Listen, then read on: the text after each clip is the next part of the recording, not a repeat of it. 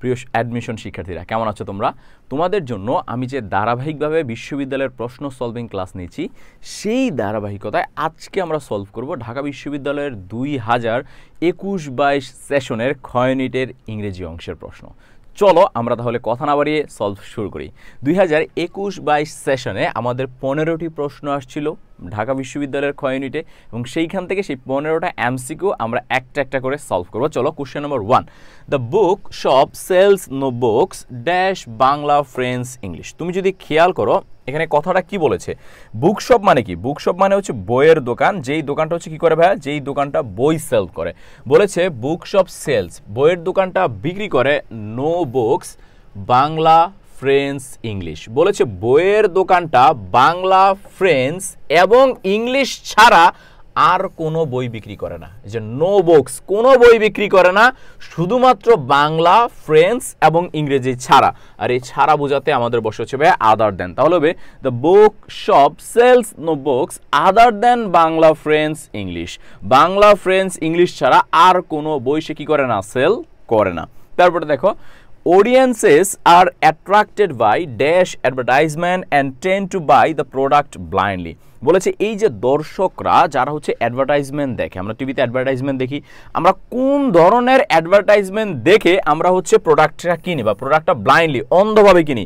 যেই অ্যাডভার্টাইজটা দেখে আমরা হচ্ছে অন্ধভাবে ওই প্রোডাক্টের উপরকে বিশ্বাস করে ফেলি, সেটা কোন অ্যাডভার্টাইজমেন্ট বা কোন অ্যাডভার্টাইজমেন্টটা দেখলে আমাদের অ্যাট্রাকশন কাজ করে, সেটা 100% হবে ভাইয়া কালারফুল অ্যাডভার্টাইজমেন্ট। আমরা যে টিভিতে অ্যাডভার্টাইজমেন্টগুলো দেখি বা পত্রিকায় দেখি বা অন্যান্য জায়গায় দেখি, আমাদের ম্যাক্সিমাম অ্যাডভার্টাইজমেন্টগুলো কালারফুল হয়। কেন? যেন আমাদের অ্যাট্রাক্ট করতে পারে এবং সেই অ্যাট্রাকশানে আমরা হচ্ছে বিভিন্ন প্রোডাক্ট কিনি হচ্ছে বলেছে ব্লাইন্ডলি, মানে একেবারে অন্ধভাবে আমরা বিশ্বাস করে ফেলি যে এই জিনিসটা আমাকে কি করতে হবে, কিনতে হবে। তার মানে এটা 100% হবে ভাইয়া colourful advertisement. Audiences are attracted by colourful advertisement and tend to buy product blindly. তারপরে খেয়াল করো the emergency exit was concealed, আচ্ছা অ্যান্ড ড্যাশ রেড কার্টেন। আচ্ছা বলেছে এই যে ইমার্জেন্সি যে এক্সিটটা আছে, এই এক্সিটটা হচ্ছে খেয়াল করো কনসেল্ট করা হয়েছে একটা রেড কার্টেন দিয়ে, এবং এই কনসেল্টের সাথে ভাইয়া একটা অ্যাপ্রোপ্রিয়েট প্রিপোজিশন বসবে এবং সেই অ্যাপ্রোপ্রিয়েট প্রিপোজিশনটা বসবে হচ্ছে ভাইয়া কনসেল্ট উইথ। মনে রাখবা কনসেল্ট উইথ আ রেড কার্টেন। বলেছে ইমার্জেন্সি যে এক্সিটটা আছে সেটাকে কনসেল্ট করা হয়েছে কি দ্বারা, একটা রেড কার্টেন দ্বারা, উইথ আ রেড কার্টেন। কোনো বস্তুর দ্বারা বোঝাতে বেসিক্যালি আমরা উইথ বসাই, আর ব্যক্তির দ্বারা বোঝাতে আমরা হচ্ছে বাই বসাই। যেহেতু একটা রেড কার্টেন দ্বারা, তার মানে হবে কি কনসেল্ট উইথ অ্যাপ্রোপ্রিয়েট প্রিপোজিশন। পরে দেখো দ্য এক্সপ্রেশন ইন ডেফিয়েন্স মিনস, আমাদের আবারও আরেকটা ভোকাবুলারির প্রশ্ন যে ইন ডেফিয়েন্স মানে কি? ইন ডেফিয়েন্স মানে হচ্ছে কোনো কিছুতে বা একমত পোষণ করা। মনে রাখবা কোনো কিছুতে একমত পোষণ করা বা মেনে নেওয়া, এটাকে আমরা বলি হচ্ছে ইন ডেফিয়েন্স। তার মানে এটার সিনোনিম হচ্ছে ভাই কোনটা? সিনোনিম হচ্ছে এগ্রিইং। কোনো কিছুকে মেনে নেওয়া বা কোনো কিছুকে অ্যাকসেপ্ট করাকে আমরা বলি হচ্ছে ভাইয়া ইন ডেফিয়েন্স। আমরা যদি তারপরে 5 নম্বর প্রশ্নটা খেয়াল করি, it's main purpose is to get you excited about science by doing it rather than simply learning about it, what does it refer? খেয়াল করো এই যে এখানে ইট একটা লাইন, একটা প্রনাউন আছে, বলেছে এই ইট আসলে কাকে রেফার করেছে, এই ইটটা আসলে কাকে রেফার করেছে। খেয়াল করো বলেছে it main purpose is to get you excited about science. হ্যাঁ করো, এটা আসলে আমাদের ইংলিশ ফর টুডে বই বা টেক্সট বুক থেকে একটা আসলে লাইন নেওয়া হয়েছিল। এখানে বলা হয়েছিল যে it main purpose is to get you excited about science. এখন তুমি কোন জায়গায় গেলে ভাইয়া সায়েন্স নিয়ে এক্সাইটেড ফিল করবা? ডেফিনেটলি তুমি হচ্ছে বৈশাখী মেলায় বা ইউনিভার্সিটি ফেয়ারে গিয়ে না, অবশ্যই কোথায় গিয়ে? সায়েন্স ফেয়ারে গিয়ে। আমি যখন একটা সায়েন্স ফেয়ারে যাব তখনই আমি সায়েন্স নিয়ে কি ফিল করবো? এক্সাইটেড ফিল করবো যে না এখানে অনেক কিছু সায়েন্টিফিক জিনিস তৈরি করা হয়েছে যেগুলো দেখে আমাদের মধ্যে এক্সাইটমেন্ট কাজ করবে। তার মানে আনসারটা কি হবে ভাইয়া? আনসারটা হবে ভাইয়া সায়েন্স ফেয়ার। তারপর যদি আমরা লক্ষ্য করি ভাইয়া question number 6, in everyday life dash is not considered a polite expression. বলেছে আমাদের এই যে দৈনন্দিন জীবন রয়েছে, এই দৈনন্দিন জীবনে কোন জিনিসটাকে আমরা পোলাইট হিসেবে ধরি না বা ভদ্র হিসেবে ধরি না, মানে কোন এক্সপ্রেশনটাকে বা কোন বিহেভিয়ারটাকে বা কোন কাজটাকে আমরা ভদ্র হিসেবে ধরি না বা অভদ্র হিসেবে গণ্য করি। খেয়াল করো পার্ডন মি, ক্ষমা করুন, এটাকে আমরা ভদ্র হিসেবে নেই না? অবশ্যই। তুমি এটা ভুল করেছো, তুমি বলতে পারো পার্ডন মি। তারপরে খেয়াল করো মে, আমরা কখন মেটাকে ব্যবহার করি যে মে আই গো দেয়ার, আমি কি ওইখানে যেতে পারি? তার মানে কি ভদ্রভাবে বলছে না? আবার দেখো would you mind a cup of tea, আমি কি এক কাপ চা দিতে পারি? তার মানে এই যে দেখো would you mind giving you a cup of tea, আমি কি তোমাকে এক কাপ চা দিতে পারি? তাহলে এই যে খেয়াল করো উড ইউ মাইন্ডটা কীভাবে বলছে? ভদ্রভাবে। একমাত্র অভদ্রভাবে কোনটা বলা হচ্ছে? হারি আপ, যে এই তাড়াতাড়ি করো। কথা বুঝতে পেরেছো? এই তাড়াতাড়ি করো কোনো কিছুকে। এই যে কোনো কিছুকে আমি যখন বলবো তাড়াতাড়ি করতে, এই জিনিসটা আসলে অভদ্রতা দেখায়। আর বাকিগুলো খেয়াল করো আমাদের ভদ্রতাকে মিন করে। তাহলে খেয়াল রাখবা যে আমাদের যেই জিনিসগুলো হচ্ছে ভদ্র মিন করে, আর একমাত্র এখানে অভদ্র এক্সপ্রেশন মিন করে হচ্ছে কোনটা ভাইয়া? অভদ্র এক্সপ্রেশন একমাত্র মিন করে হচ্ছে হারি আপ। তারপর দেখো চেঞ্জ ইন্টু ইনডিরেক্ট ন্যারেশন। খেয়াল করো আমাদের ন্যারেশন আসছে, যেখানে ন্যারেশন কোনটা সঠিক খেয়াল করো। I say to him, please don't repeat the mistake. খেয়াল করো এখানে একটা কথা আছে প্লিজ। আমি যখন কথাটা প্লিজ বলেছি ডেফিনেটলি আমি তাকে রিকোয়েস্ট করেছি। খেয়াল করো আমি তাকে কি করেছি ভাইয়া? রিকোয়েস্ট করেছি। আর যখন আমরা রিকোয়েস্ট করি সেই ক্ষেত্রে খেয়াল করবা রিকোয়েস্ট করলে বা প্লিজ বললে সেই ক্ষেত্রে আমাদের ন্যারেশনে, ইনডাইরেক্ট ন্যারেশনে রিকোয়েস্টকে নিয়ে আসতে হয়। খেয়াল করো আমাদের রিকোয়েস্ট আছে শুধুমাত্র বি এবং ডি নাম্বার অপশন। এবার বি নাম্বার আছে I requested him kindly not to repeat the mistake, I request him not to repeat the mistake. খেয়াল করো যেহেতু আমাদের এখানে please don't repeat the mistake, দেখো আমাদের সেন্টেন্সটা ইম্পারেটিভ সেন্টেন্স, সাবজেক্ট দিয়ে শুরু হয় নাই, ভার্ব দিয়ে শুরু হয়েছে। আর যখন ইম্পারেটিভ সেন্টেন্সটা নেগেটিভ আসে মনে রাখবা তখন ডন্টের পরিবর্তে আমাদের বসাইতে হয় নট টু।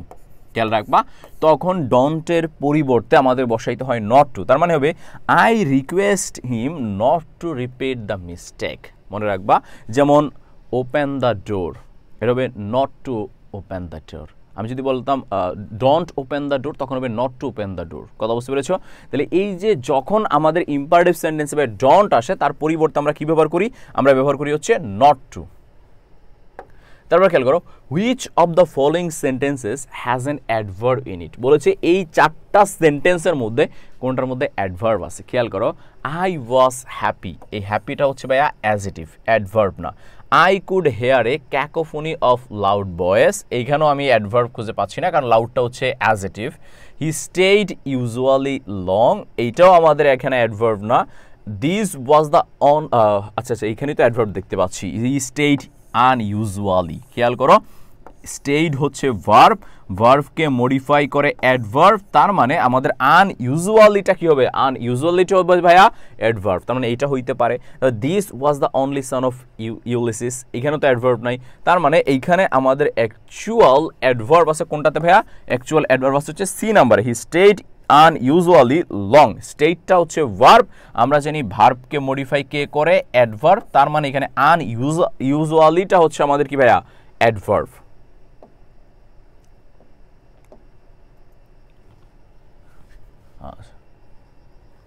তারপরে খেয়াল করো use the appropriate form of the verb, the town where I live is very different now. আচ্ছা ড্যাশ চেঞ্জ লট, একটা রাইট ফ্রম ভার্বের একটা প্রশ্ন আসছে যে এইখানে আমাদের সঠিক ভার্বটা বসাইতে হবে। খেয়াল করো the town where I live is very different now, বলেছি যেই শহরটায় আমি বসবাস করতাম সেই শহরটা এখন অনেক পাল্টায় গেছে, অলরেডি পাল্টায় গেছে। I dash e dash a lot, তার মানে এটা অনেক বেশি কি হয়ে গেছে? পরিবর্তন হয়ে গেছে। আর যেই জিনিসটা অলরেডি হয়ে গেছে সেই জিনিসটার ফলাফল বর্তমান, ফলাফলটা আমরা দেখতে পাচ্ছি। ফলাফলটা কীভাবে দেখতে পাচ্ছি? যে পরিবর্তনটা হয়েছে সেটা আমরা দেখতে পাচ্ছি। আর যেই কাজটা হয়ে যায় তার ফলাফল বর্তমান, সেইটার ক্ষেত্রে আমরা বসাই হচ্ছে ভাইয়া প্রেজেন্ট পারফেক্ট। মনে রাখবা সেটার ক্ষেত্রে আমরা বসাই হচ্ছে ভাইয়া কি? Present perfect. আবারও বলছি প্রেজেন্ট পারফেক্ট টেন্স। আর এই প্রেজেন্ট পারফেক্ট টেন্স লিখতে গেলে আমাদের লাগে হচ্ছে হ্যাভ অথবা হ্যাজ, তারপরে তার সাথে লাগে হচ্ছে ভি3। মনে রাখবা হ্যাভ অথবা হ্যাজ, তার সাথে কি লাগে? ভি3। আর আমাদের সেটা হচ্ছে কি? Has changed, it has changed a lot. আমাদের হ্যাভ হবে না যেহেতু আমাদের ইটটা হচ্ছে সিঙ্গুলার। তারপরে দেখো the noun of the word waste. আচ্ছা বলেছি ওয়াস্টের নাউন কোনটা ভাইয়া? ওয়াস্টের নাউন হচ্ছে ওয়েস্টেস। মনে রাখবা ওয়েস্টের নাউন হচ্ছে কি ভাইয়া? ওয়েস্টেস। লাস্টে এজিই থাকলে তাকে আমরা বলি নাউন। মনে রাখবা লাস্টে এজিই সাফিক্সটা থাকলে তাকে আমরা বলবো হচ্ছে নাউন। ভালো করে মাথায় রাখবা এজি সাফিক্সটা থাকলে তাকে আমরা কি বলবো ভাইয়া? বলবো হচ্ছে নাউন। তারপরে choose the correct passive form, voice থেকে আসছে। My friend kept me waiting, এটাকে বলেছে প্যাসিভ করতে। খেয়াল করো এই যে কেপ্ট হচ্ছে পাস্ট ইনডিফিনিট। এখন এটাকে যখন আমরা প্যাসিভ করতে যাব, সে কাকে ওয়েট করাইছে? মি। তার মানে মিটা হয়ে যাবে প্রথমে কে? সাবজেক্ট। আর এই কেপ্টটা হয়ে যাবে কি? ওয়াজ কেপ্ট। তাহলে খেয়াল করো আই ওয়াজ কেপ্ট, এটার মধ্যে নাই, এটার মধ্যে নাই, হতে পারে বি, হতে পারে কি? সি। বি নাম্বার আছে I was kept being waiting by my friend, আর এটা আছে I was kept waiting by my friend. একটা আছে বিং, আবার আছে waiting, double verb plus ING কি হবে না। তার মানে আনসার কি হবে? I was kept waiting by my friend। Answer হবে ভাইয়া C, I was kept waiting by my friend। তারপর দেখো find the correct sentence. No sooner had the police seen the thief. মনে রাখবা আমাদের সেন্টেন্সে যদি ভাইয়া নো সোনার থাকে তারপরে দেন বসে, আবার বলতেছি নো সোনার থাকলে তারপরে দেন বসে। যেমন no sooner had the police seen the thief than they started chasing. এই যে দেখো দেন আছে, এটাকে নেওয়া যাইতে পারে। সেকেন্ডেও দেখে দেন আছে কিন্তু বানানটা ভুল আছে, THEN হবে না ভাইয়া, THAN হবে। এইখানে আছে THEN, এই দুইটা আগেই বাদ। এবার হতে পারে এ, হতে পারে ডি, কারণ এই দুইটার মধ্যে আছে THAN। এবার খেয়াল করো ডি নম্বরে no sooner the police had seen. মনে রাখবা নো সোনার থাকলে আমাদের এই ভার্বটা সাবজেক্টের আগে চলে আসে। তার মানে দ্য পুলিশ হ্যাড হবে না, কি হবে? Had the police. তার মানে no sooner had the police had হবে না ভাইয়া, হবে no sooner had the police seen the thief than they started chasing him. Answer হবে ভাইয়া এ। তারপর দেখো the synonym of the word social. আমরা জানি সোশ্যাল মানে কি ভাইয়া? সামাজিক, সভ্য, সমাজে যারা বসবাস করে, তাই না? তাদেরকে আমরা কি বলি? সামাজিক বলি। তার মানে এটার সিনোনিম হচ্ছে ভাইয়া সিভিলাইজড। আমরা জানি সিভিলাইজড মানে কি? সভ্য, যারা হচ্ছে সভ্য হয়ে গেছে তারাই তো কোথায় বসবাস করে ভাইয়া?